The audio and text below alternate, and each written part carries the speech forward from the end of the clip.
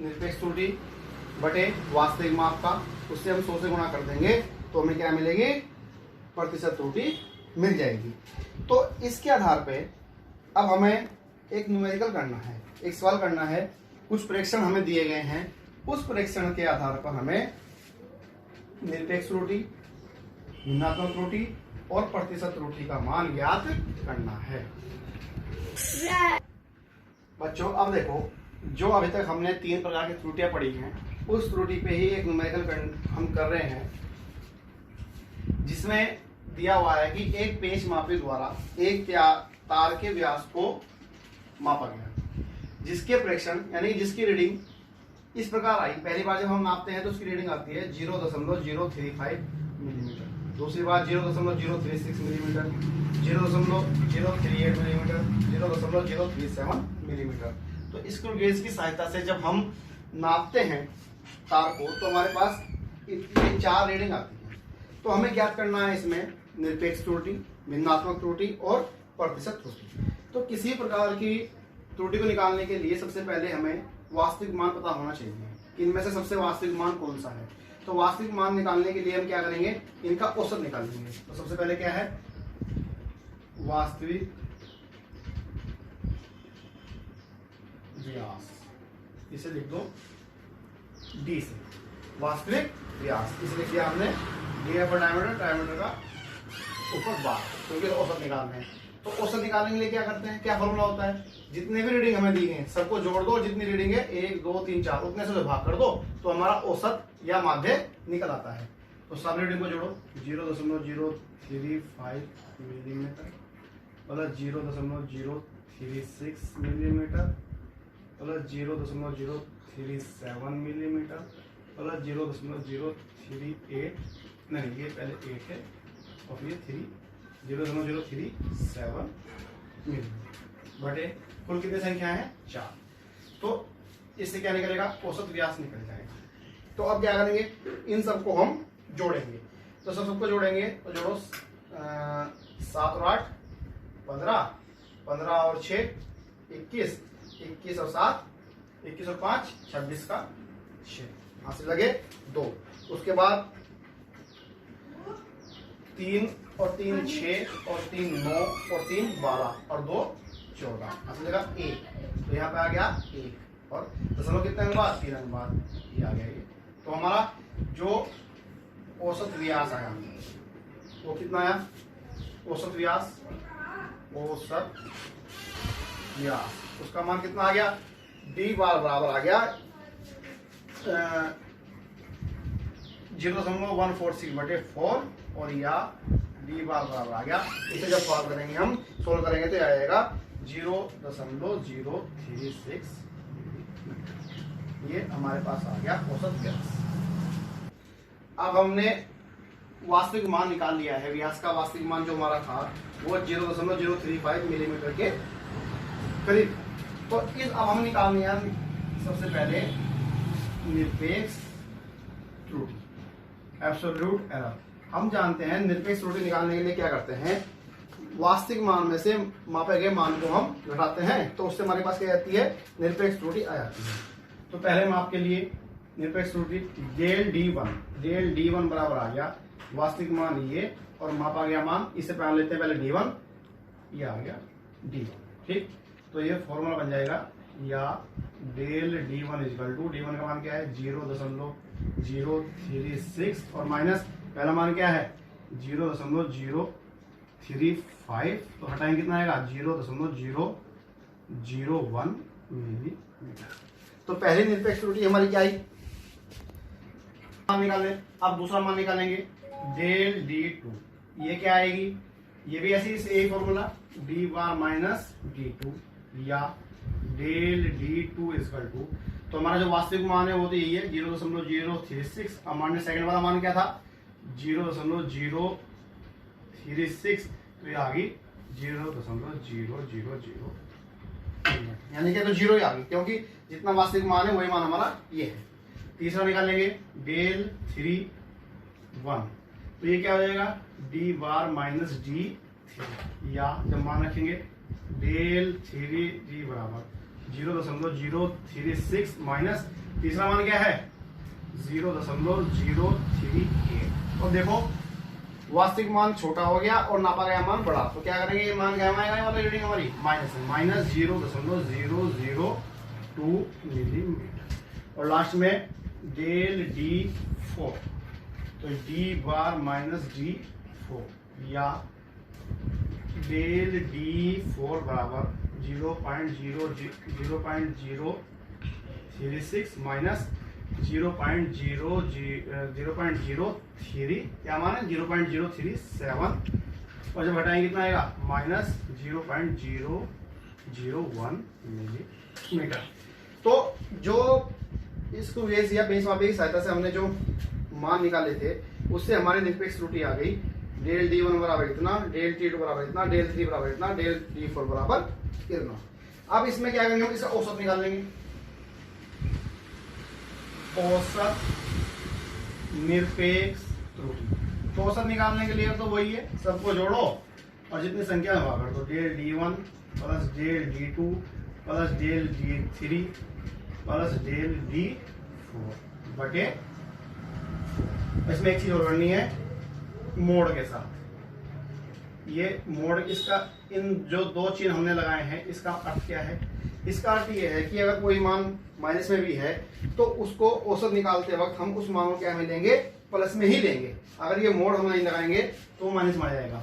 तो इसका इन दो जो मैं डंडे लगाए हैं वो इसे मोड़ बोलते हैं। इसका अर्थ क्या है, इसका अर्थ ये है कि कोई मान जो नेगेटिव में भी है उसको भी अब हम पॉजिटिव में लेंगे। जैसे ये दो मान हमारे पास कहे में थे, नेगेटिव में थे, तो अब इसे कहे में लेंगे हम पॉजिटिव में औसत निकालने के लिए। तो पहला मान क्या आ गया 0.001, दूसरा क्या था, दूसरा तो 0 ही था, तीसरा क्या है, अब ये माइनस में था लेकिन यहाँ पे भी क्या लेंगे हम, प्लस में ही लेंगे हम 0.002।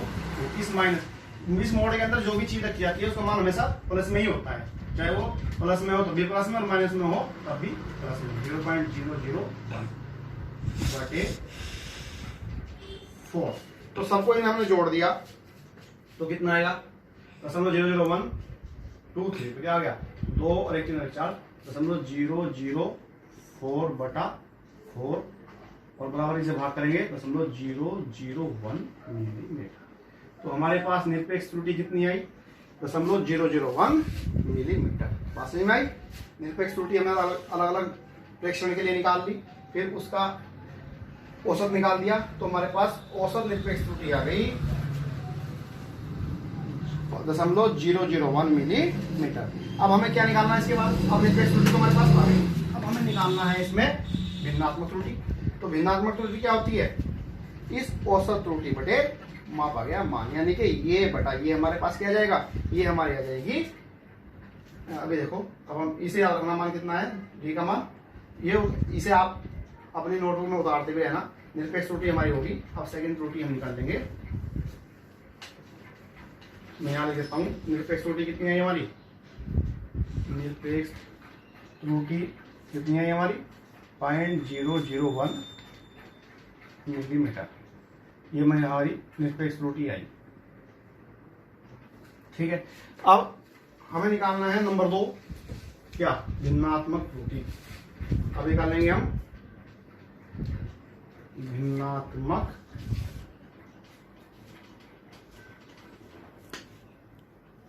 अब निकालना है हमको भिन्नात्मक त्रुटि। तो हम जानते हैं भिन्नात्मक त्रुटि, हमने जब ये टॉपिक शुरू किया था तो उसमें मैंने आपको समझाया था भिन्नात्मक त्रुटि क्या होगी। भिन्नात्मक त्रुटि बराबर होता है औसत निरपेक्ष त्रुटि, औसत निरपेक्ष त्रुटि बटा औसत वास्तविक मान। तो यानी कि ये आ गया भिन्नात्मक त्रुटि बराबर हुआ औसत निरपेक्ष त्रुटि कितने है हमारे पास 0.001 बटा वास्तविक मान कितना आ गया 0.036। अब दोनों का मात्रा मिलीमीटर है तो क्या हो जाएगा, विमाहीन हो जाएगी, क्योंकि इसका भी मात्रा मिलीमीटर, इसका मिलीमीटर, तो क्या बन गया, तो हमारी भिन्नात्मक त्रुटि क्या आ गई 0.00। इसे आप सोल्व करेंगे तो दशमलव से दशमलव हट गई तो 1/36। ये हमारी आई भिन्नात्मक त्रुटि। और इसी में नंबर 3 में अगर हमें निकालनी हो प्रतिशत त्रुटि, तो प्रतिशत त्रुटि ये क्या आ जाएगी, प्रतिशत त्रुटि बराबर क्या हो जाएगा, भिन्नात्मक त्रुटि, भिन्नात्मक त्रुटि इंटू 100। तो भिन्नात्मक त्रुटि का मान कितना आया, 1/36 गुणा 100, तो कितना आ गया 100/36। ये हमारी आ गई प्रतिशत त्रुटि। तो हमारी परसेंटेज एरर कितनी है, 36/100/36। तो बेटा इस प्रकार हमें जो 4 माप दी थी, उन 4 माप के लिए हमने इसे और सोल्व कर लेंगे तो और परसेंटेज में आएगी। ये लगभग आएगी 36, 30 या 90, 3 पॉइंट समथिंग। तो परसेंटेज एरर कितनी है हमारे माप में, 3% के करीब हमारी जो माप है वो एरर वाली है। परसेंटेज एरर कितनी है हमारी इसमें, 3% के करीब हमारी एरर है। तो प्रतिशत त्रुटि कैसे निकाल ली, प्रतिशत त्रुटि निकालते हैं भिन्नात्मक त्रुटि गुणा 100। तो भिन्नात्मक त्रुटि कितनी है हमारे पास, ये जो हमारा फॉर्मूला था उससे देख लो आप, डेल ए बटा ए गुणा 100। डेल ए का मान कितना था 0.001 बटे ये और गुणा 100। तो ये हमारी क्या आ गई, प्रतिशत त्रुटि। तो प्रकार इस न्यूमेरिकल से तुम्हें समझ में आया होगा कि हम किस प्रकार जब भी मापक यंत्र द्वारा माप नापते हैं तो कितने प्रकार की त्रुटियां हमारे उस रीडिंग में होती है, उन्हें कैसे हम ज्ञात करते हैं, इस प्रकार हम निकाल सकते हैं। सबसे मेन प्रतिशत त्रुटि है, उसे निकालने के लिए हमारे पास भिन्नात्मक त्रुटि होनी चाहिए। भिन्नात्मक त्रुटि को निकालने के लिए हमारे पास निरपेक्ष त्रुटि होनी चाहिए। प्रकार पहली यूनिट के 3 चैप्टर थे, ये खत्म हो गया है, पहली यूनिट खत्म हो गई है। अब आगे वाली वीडियो में जो सेकंड यूनिट है शुद्ध गति की, उसको हम पढ़ेंगे, उसे भी ऐसे ही करेंगे। यहाँ पे मैं आपको डेरिवेशन के माध्यम से सिखा दूंगा और नोट्स के माध्यम से आप अपनी बुक में, अपनी फेयर कॉपी में नोट्स बनाते रहेंगे। आशा करता हूँ कि नोट्स पढ़ने के बाद और इसे देखने के बाद आप समझने की कोशिश करेंगे। अब इसमें मैं एक होमवर्क के रूप में एक क्वेश्चन लिख देता हूँ, उसे घर बैठ के करने का प्रयास करना। अगर आपने वो वाला क्वेश्चन कर लिया तो इससे ये हो जाएगा कि आपको ये जो आज का टॉपिक था वो पूरी तरह समझ में आ गया है। अब हमारा जो होमवर्क का जो क्वेश्चन है वो मैं बता देता हूँ।